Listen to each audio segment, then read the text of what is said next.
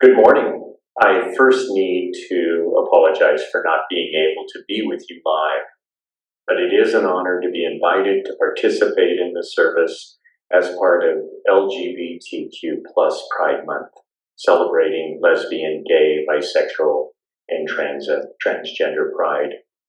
And, of course, it is Father's Day. One of the greatest honors bestowed upon me in my life is the role of father. That title became official for me just over 33 years ago when Susan gave birth to our son. And that incredible life moment was repeated 2.5 years later when Jules was born. At birth, we named our second child Julia. It wasn't a familial name, but it was a name Susan and I really liked. If there was any influence or inspiration, it was perhaps the beautiful song by the same name, written by Paul McCartney and John Lennon, and performed by their little-known band, the Beatles. But Julia was just a name that we had decided on at birth. Our child is, has, and will forever be known as Jules. I am a proud father, and Father's Day, as far as I'm concerned, is a license to brag. Growing up, Jules was smart, independent, strong, confident, and beautiful. Their love of dance resulted in nearly a decade of performances with the Montana Ballet Company. At Bozeman High School, they wrote and edited with the school newspaper and were active in a number of clubs. 4 years of college in Utah followed, which further prepared Jules to take on the world, freshly armed with a degree in sociology and a penchant for social justice. To Susan and my delight, Jules moved back to Bozeman after graduation. But the town they grew up in had changed, and Jules, looking for a fresh start in life, moved to Portland, Oregon a short time later. A new home, a new job, and lots of new friends. But most important for Jules, a new beginning, identifying as transgender. Within the LGBTQ plus community, coming out by telling people your orientation can be a liberating and exciting experience. It can also be confusing, emotional, and in some cases scary, especially when you're coming out to your parents. This shared experience with Jules, Susan, and I took place on a visit to Portland in 2019, just weeks before the global pandemic would further complicate an already challenging time. Before I wrote this piece, I called Jules because we had never really talked about what that moment more than 5 years ago meant to each of us. When I asked them what they were thinking at the time, Jules told me there was no doubt in their mind that Susan and I would accept and embrace their new identity. The challenges, Jules said, would be framing things in a cultural context. We would have questions, Jules correctly surmised, but they were prepared to give the time and attention to make sure we had answers. Jules' older brother, who I mentioned earlier, was way ahead of us. It was the parents that would be the challenge. Per the Human Rights Campaign, many Americans refrain from talking about sexual orientation and gender identity or expression because it feels taboo or because they're afraid of saying the wrong thing. Neither Jules nor I wanted that to be the case in our relationship, and I will readily admit to unwittingly saying the wrong thing, especially with my use of pronouns. But Jules stood firm to the commitment that they had made to make conversations easier and more comfortable. More than anything else, they have taught me to always listen for and respect a person's self-identified terminology. I continue to try, and I believe I have gotten better. For me, as a parent, my biggest concern for Jules was the continued challenges outside of their immediate family that they would encounter. My concerns have not abated in any way and have only increased given the current administration's return to power, along with the unwelcoming spirit and the license to sow divisiveness that has come with the office of the presidency. Election night last November was just a bad dream for many of us. For Jules, it was a nightmare, and as their father, I want nothing more for my child than to see that nightmare go away. This month, and forever, we celebrate the LGBTQ+ community, our community.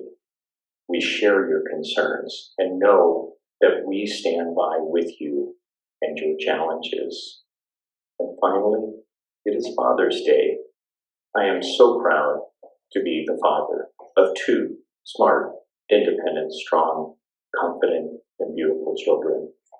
And thank you, Jules, for everything you have taught me. For many, Father's Day is a happy holiday, one to celebrate family and to remember the joys of childhood. For others, it is a day of weeping, in remembrance or in grief, or perhaps in joys we never knew. I think for a lot of people, though, it's just complicated. Maybe a lot, maybe a little, but complicated nonetheless. And for those who are fathers, or who someday wish to be, it is a day of reflection. No father is perfect, no person is perfect. And yet, in bringing a child into this world, in raising a new human life, every mistake echoes. In the mind of a child, of a father, it can echo across the generations. For many, this is a day to wipe those mistakes clean from the ledgers, to know that you were loved, raised as best as they could manage, and to let that be the only thing that matters. For myself, it is often a day of deliberation and debate. What parts really matter in the long run? What am I willing to forgive? What, through contrast with a far worse evil, can be left to perish in dusty memory? For me, Father's Day is just complicated. A small word about myself. I am a younger transgender man, born and raised down in the South. I first moved here when I was 18. As soon as I was of age, I fled my father's home and found myself in these distant, beautiful mountains. Not for fear of harm, at least not how most people would think of it. No, the fissures in our relationship were a lot more subtle than that. I know that it's Father's Day, but to follow the scope of this, there's a bit of context that we need to talk about. The actions of my mother have had an impact on every life in my family. They were dark days at first, especially when she was there, but her shadow remained over my family long after she left. And it always will, in some form or another. But over the years, my family and I have worked to pull each other out of the darkness, slowly but surely. That slowness, unfortunately, meant that the rest of my siblings and I childhoods was spent more on surviving than healing. That is why I left when I did, to give myself and my family the time and space to heal apart from one another. Back then, we were not kind to each other, to put it mildly. We were cruel and angry and scared and exhausted because that's all we knew how to be, Dad included. In his case, not because that was the only thing he had been raised with, but because spending decades around someone who spends their time making your life a living hell will do that to a person. And so I try not to blame those years on him. I have spent many years of my own healing, and I know the pain of scars. And yet, as the man of the house, as an adult, as a father, I can't help but feel that he could have, should have done more, been more. I can't help but hold him accountable. And yet, I also can't find it in me to call him abusive. There was neglect, yes, and I am aware that neglect is a form of abuse, but I cannot bring myself to look back on a man who was doing his best just to live another day and feel the same rage that my childhood self did. Instead, there is grief. Is that right? Would I excuse those actions if they were anyone else? I don't know. One of the only things I can really pin him on is the refusal of help from his family. My aunts offered to move down to come help out, but he, for his own reasons, did not want that. Despite that, his family did their best and made an effort to be there as much as possible, especially my Nana. She visited frequently back then. She taught us to read when Felicia had skipped out on her homeschooling duties. She washed dishes and laundry when Dad didn't have strength to do more than his 11-hour workdays. She helped keep us clean and taken care of when Dad wasn't able to wrangle 5 dysfunctional children into doing the basics of self-care that they were never taught. She was the sweetest, most wonderful, and loving woman I've ever known. And in those difficult years after the divorce, she was the raft that kept our family afloat. She was my best friend. I couldn't claim to be her favorite. I don't think any of us were. That said, I was certainly the most like her. When I was young, I was my Nana's little mini-me, always following her around, helping out, comparing stories of what she'd been like on the farm growing up. And I spent as much time with her as I could. I went to church with her when we visited in Virginia. We all did, my siblings and I, but I spent my time making fast friends with every member of that little Virginia congregation. A small southern church with some very strict views. Among them, divorce and gender roles. And while Nana held fast to the teachings of her faith, she at least understood my dad's situation. Her church told her that divorce was wrong, but her heart told her that her son was hurting and needed her help. And in the end, she let that be the only thing that mattered. Another way that I'm like my Nana, at least partially, is that I was very much a tomboy as a kid. I don't think my family really thought much of it, not when I was little. But when I got older, when I realized who and what I was, things got a bit more complicated. I knew my father and I knew his beliefs, but with our family history in mind and his limited skills in communication, I didn't know how he felt about me. Not back then. I didn't feel secure feeling that he loved me. Communicating that is one of the things he wasn't really prepared for as a parent. So, when I was 13 and realized that I had fallen in love with my best friend, a girl from school, I did what any emotionally unstable queer kid in the South does and ran off in the middle of the night in a panic. One of those beliefs of my dad's that I knew about was his knowledge of tech and disdain for Big Brother, so I left my phone at home when I ran, right next to my unlocked computer. The next day, when I called from a furniture store the next town over, crying and asking him to come pick me up, he quickly did and arrived with the police that had begun searching for me. Said police had found my computer and opened it to its last Google search. How to tell your dad you're a lesbian. On the ride home, he told me 3 things. First, he loved me no matter what.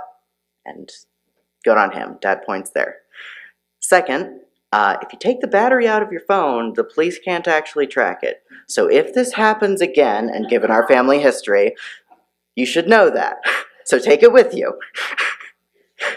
Third, as we pull into the driveway, he looks at me very seriously and says, "You know this is just a phase, right?" Now, I laugh now, but I think that it really sums up our relationship pretty succinctly. He loves me, says some nerd stuff, and then can't quite come to terms with me being queer. Technically right, not a lesbian, but I don't think that worked out how he wanted it to. He tries in his own way.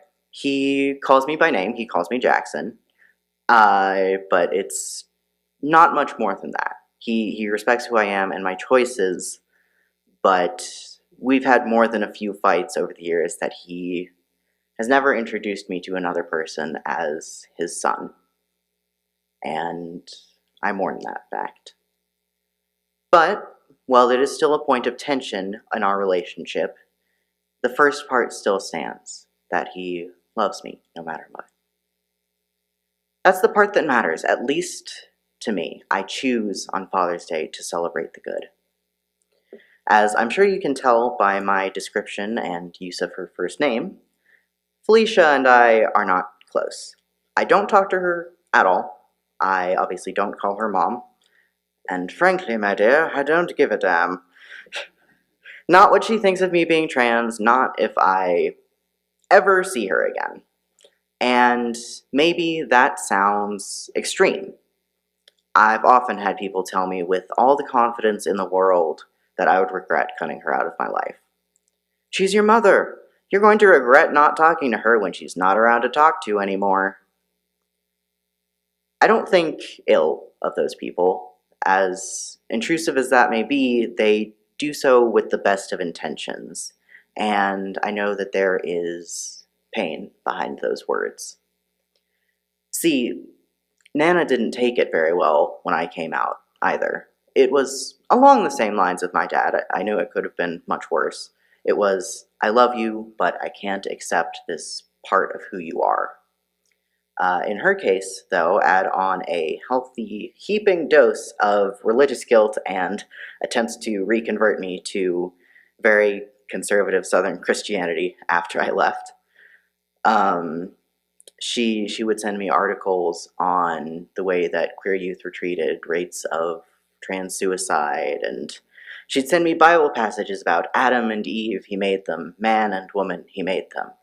Verses from Leviticus and Job of men who lie with men and the fire and brimstone that rained upon Sodom and Gomorrah.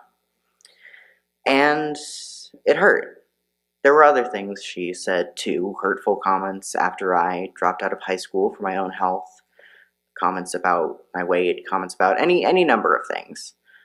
And every one of them stung like a dagger, betrayed by my own blood and my best friend.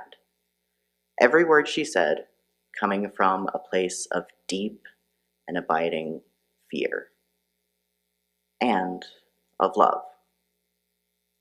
Does that make it okay? No, not really. But just like when my siblings and I were little, and the only way we knew how to solve conflicts was to yell and hit each other, this was the only way she knew to try and keep me safe. For her, her faith was a bulwark. It was a castle that kept her standing in times of strife. And seeing me leave that was difficult for her. There was a brief time after she sent a particularly scathing letter after my birthday where I did cut her off briefly, where I stopped talking to her.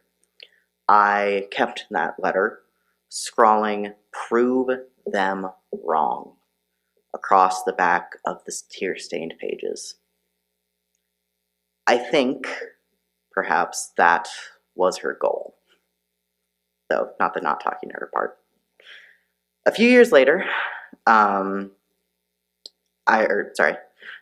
saw her that Christmas, told her how hurt and betrayed I felt. We talked about it long into the night. It didn't fix everything, but it did help. Things almost went back to normal.